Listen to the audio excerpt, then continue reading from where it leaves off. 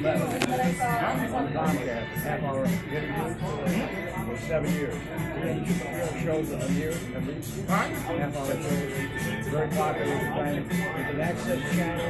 They cut down the access channel in the show. But this guy helped me revive the edge again, and some of the old shows are on the new edge. Okay, gotcha. So all I'm doing now You're basically syndicating yourself. Nice. You're basically syndicating yourself at that point. That's right. Exactly. That's the idea. So, but what I do, I talk about things that you talk about and you put in a different kind of way. Uh-huh. I'm always curious when people think about what the hell MAGA means. Okay, yeah. What does it mean to you? I mean, honestly, it's just like anything politics. I mean, it's a little bit about branding and it's a little bit about mind control at all times. I mean, it varies. For me, it's more or less one of those things that people end up saying out as a platitude to try to, communicate an idea that they think. I mean, it's vague enough so anybody can sort of apply their own meaning to it. Because when you say "Make America Great Again," well, that leads it into the listener's mind to fill in the blanks, where what they think it should be. So, as any political slogan goes, I think it's been effective. I don't know if I necessarily agree with the rhetoric itself, because it kind of makes it sound like America sucks now, and that's, I mean, granted, that's a relative term, but comparatively speaking, quality of life is pretty good. So, it's a loaded question. Well, let me ask you a question. There's some points in time that we can look at that were difficult times. Oh, of course. So was America great when Lincoln won the Civil War, built the Transcontinental Railroad, freed the slaves? Was it great then? I mean, I would say that it was greater compared to what it was before that. But once again, I mean, that's not something we want to look back on. I mean, it might have been great for, But we're talking about a couple of things. Yeah. Won the Civil War, freed the slaves, and built the Transcontinental Railroad. Yeah. And then the telegraph, too, east to west. Pretty great. I mean, no, it was a good time. I mean, I would say that I'd rather live now than then now. Okay, so that was a great time, but again, if it's in MAGA, Yep. it's maybe not that, right? Exactly. I mean, it was a great time for maybe, people who owned land and property, but it still wasn't that great for people of color. I mean, that was a long road from emancipation to the Civil Rights Act, and it's still not as easy as it could be. It's better, but I don't know if everybody would agree that we've still achieved equality, even if that is the goal. I don't know. I'm kind of in the middle of the spectrum, so I waver back and forth on the spectrum. I'm Augi. We're going to bump the fingers here. Of course. And you are? Cole. Cole. Like Nat King Cole, no relation. C-O-L-E. C-O-L-E. Well, Cole is another point. So we had a Great Depression, as we called. The market crashed. Yep. And everybody's out of work. Poverty was everywhere. And we had a president come in called FDR. And he did the WPA. Yep. Did the Tennessee Valley Association. That's the electric grid. That's 1/3 of it right there, or maybe more. And then you had that was what he did, and he began the interstate highway system in Oklahoma. A lot of people don't know that. Yep. And then it got finished off by Dwight Eisenhower. Yeah. Right. See, now very few people really understand that. So if those were kind of important times, in 1935, what did he also do with the tax rate? If you know, I mean, it was increased a lot, especially on the top earners. The top earners, 200,000 up. Yep. Right? You know that. Not a lot of people don't know that. It was 75% in 35 when he did the WPA, which is everybody works. Yep. Adults, not women necessarily, and the CCC camps where they put the kids with teenage years building parks, all this sort of thing. Yep. And the tax rate went to 75%. That lasted until when? Let's see. So it would have been Nixon years, somewhere around there. It lasted until 1941. Okay. Then it went to 91%. Okay. Yeah. And stayed there all the way through the war, all the way to 1960. Yep. The GI Bill happened in between. War was won in between. And then, of course, with Eisenhower and the grid was completed. Eisenhower did finished the interstate highway. Yep. Unlike most people, you knew about it. It happened before. Very few people know that. I think you probably understand that. Absolutely. Yeah.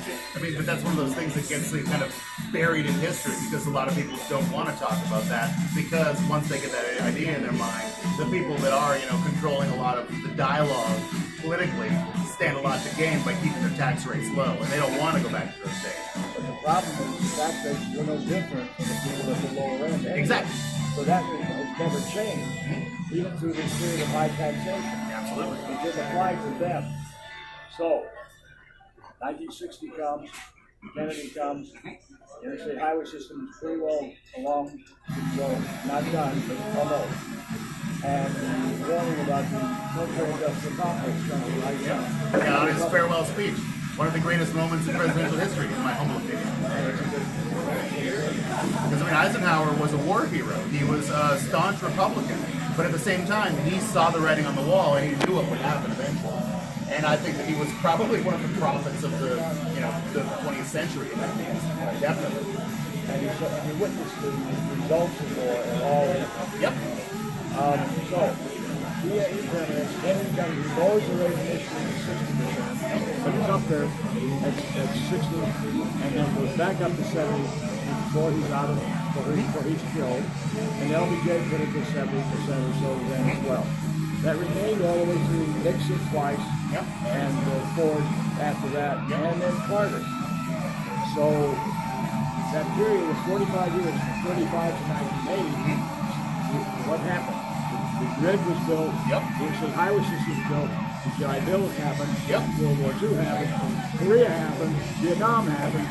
I would submit that perhaps this was the great America.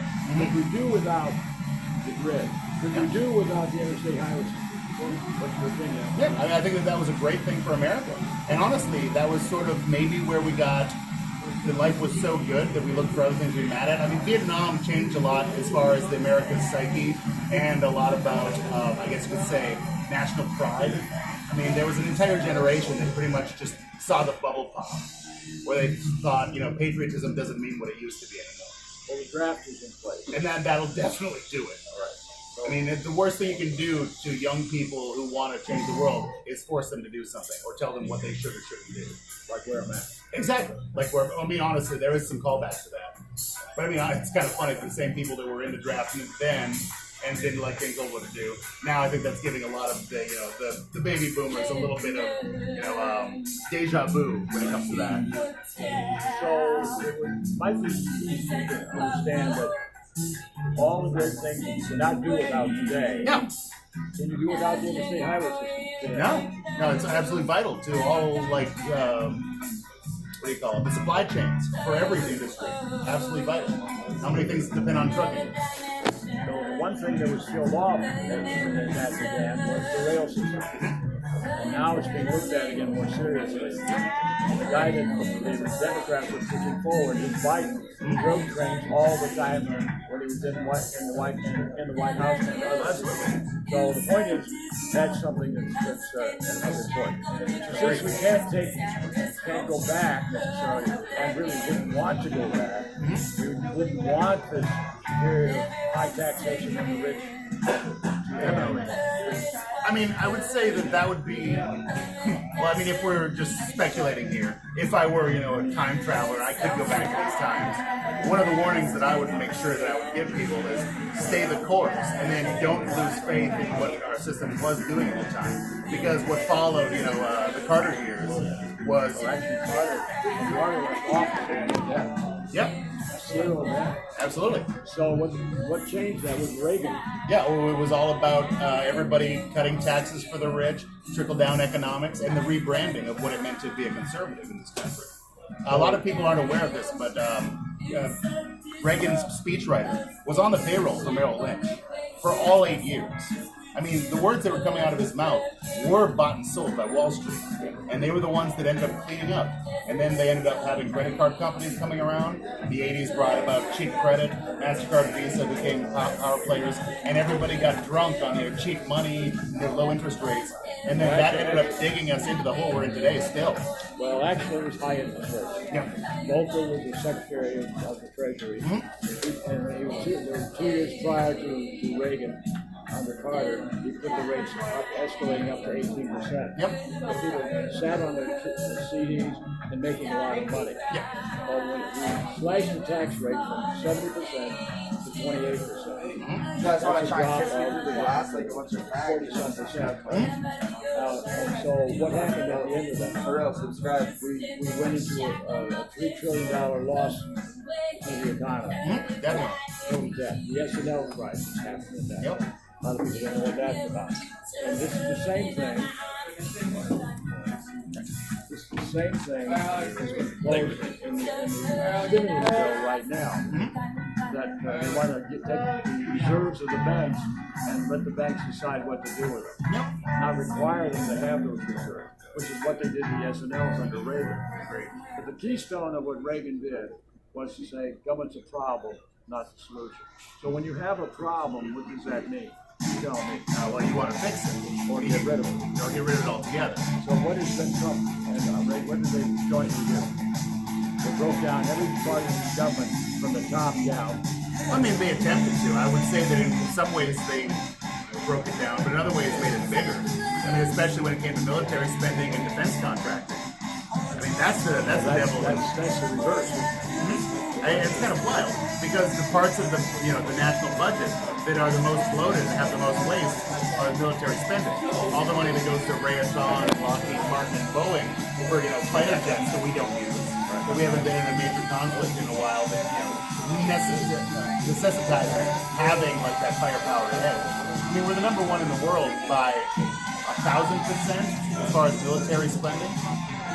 I mean, at this point, I would say that everybody wants to point at, like the person who's accepting welfare for having, the kids they can't afford, which is still a problem, but it's like a fraction of the amount of money that comes out of our taxes than what goes to, the military industrial complex.